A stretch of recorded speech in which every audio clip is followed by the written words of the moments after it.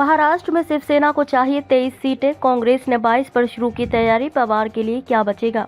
महाराष्ट्र में इंडिया गठबंधन में शामिल घटक दलों के बीच सीट बंटवारे पर रार ठनती जा रही है। शिवसेना ने हाल ही में कुल 23 सीटों पर दावा ठोका था और कहा था कि कांग्रेस को महाराष्ट्र में 0 से शुरुआत करनी होगी। इसके बाद कांग्रेस की बारी आई। देश की सबसे पुरानी पार्टी ने महाराष्ट्र की 22 सीटों पर अपनी तैयारी शुरू कर दी है। पार्टी अध्यक्ष मल्लिकार्जुन खड़गे और राज्य के शीर्ष नेताओं के बीच एक बैठक के बाद 48 लोकसभा सीटों में से 22 पर उम्मीदवार उतारने की तैयारी शुरू कर दी गई है। ये बैठक शुक्रवार को आयोजित की गई थी। बैठक में महाराष्ट्र के कांग्रेस नेताओं ने खड़गे के साथ राज्य के वर्तमान राजनीतिक परिदृश्य पर चर्चा की और उन्हें पार्टी के लिए गढ़ मानी जा रही सीटों पर एक रिपोर्ट दी। सूत्रों के मुताबिक कुछ नेताओं ने सुझाव दिया कि कांग्रेस को लोकसभा चुनाव में राज्य की 30 सीटों पर चुनाव लड़ना चाहिए। इसके अलावा सूत्रों ने कहा कि शीर्ष नेताओं में से एक ने ये सुझाव दिया कि पार्टी को कम से कम 22 सीटों पर चुनाव लड़ना चाहिए, जहां उसके जीतने की अच्छी संभावना है। वहीं एक रिपोर्ट के मुताबिक पार्टी के अंदरूनी सूत्रों ने बताया कि एनसीपी के शरद पवार गुट और उद्धव ठाकरे की शिवसेना के साथ सीट बंटवारे के मुद्दे पर भी चर्चा हुई।